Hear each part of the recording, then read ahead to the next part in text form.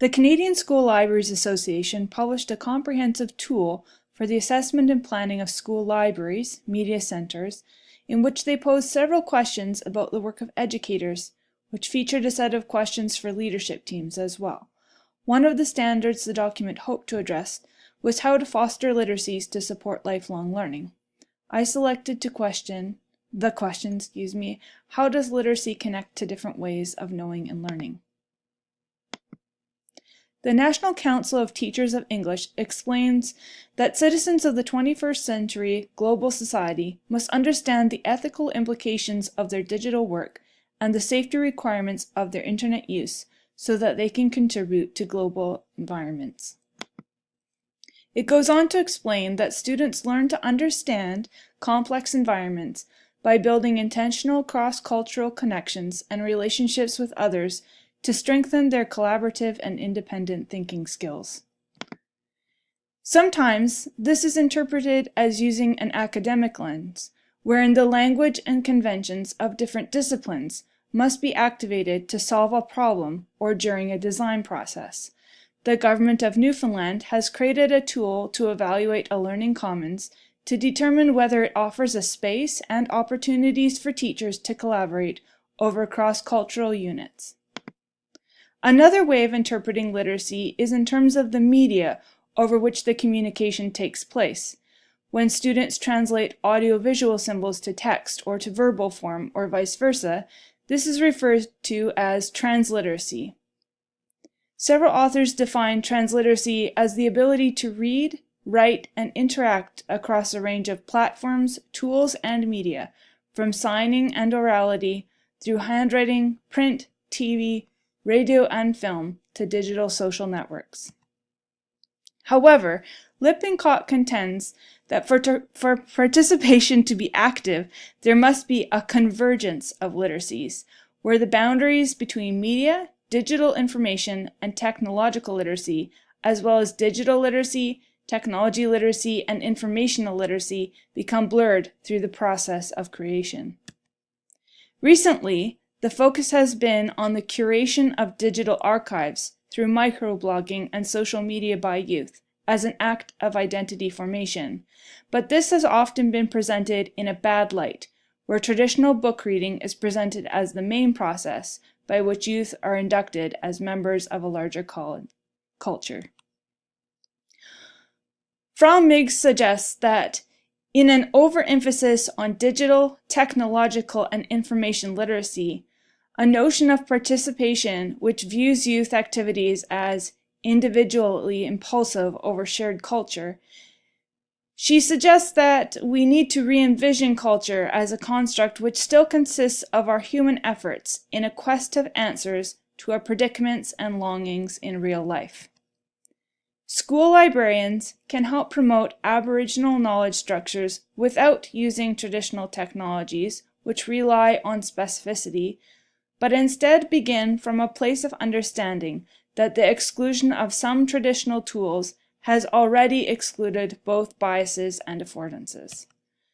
The first goal in Aboriginal ways of knowing is to create a sense of belonging.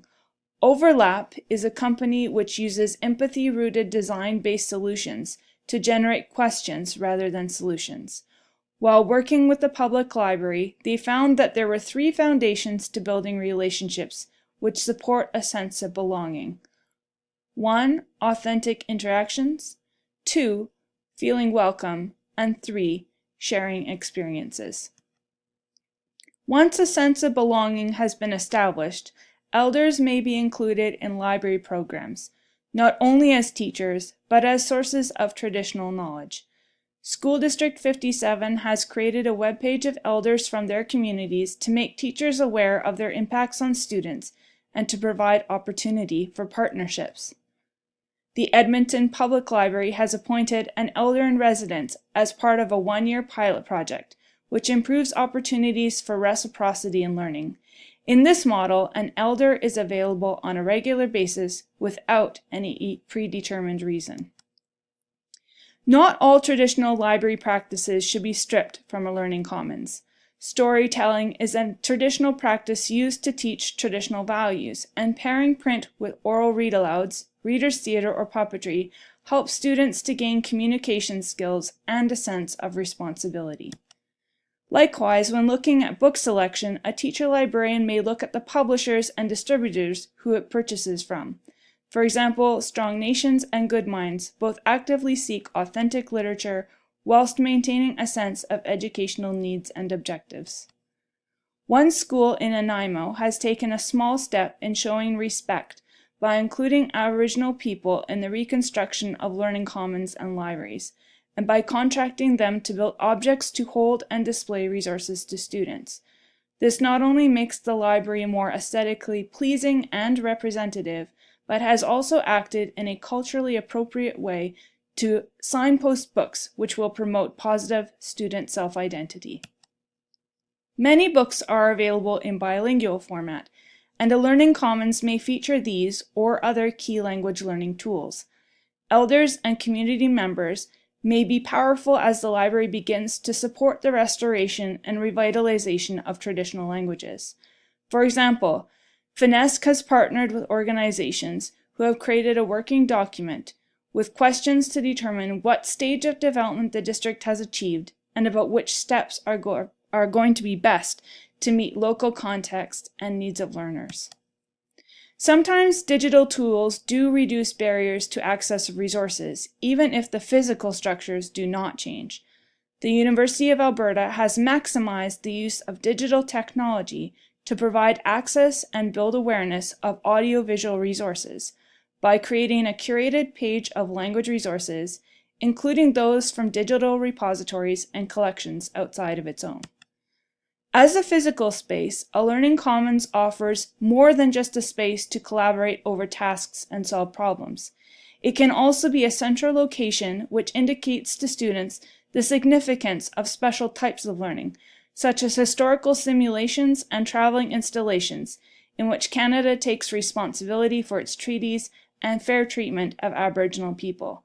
For example, school librarians have worked with partners and members of local First Nations to present workshops, such as the emotionally impactful blanket exercise.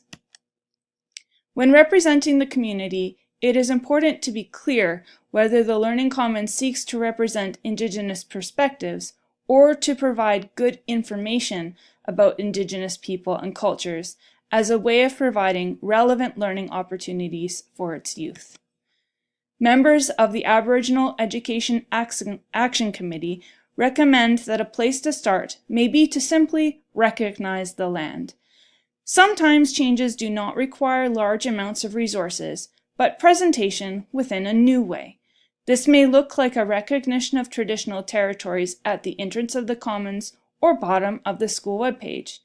The University of British Columbia exemplifies this action by utilizing grants to create a set of primary resources, including digitalized maps with annotations and digital sound files, to create a land-first approach to learning, which appraises the consumer of geographic proximity of content rather than using a traditional coding system, and makes serendipitous connections between real-life events and places more likely.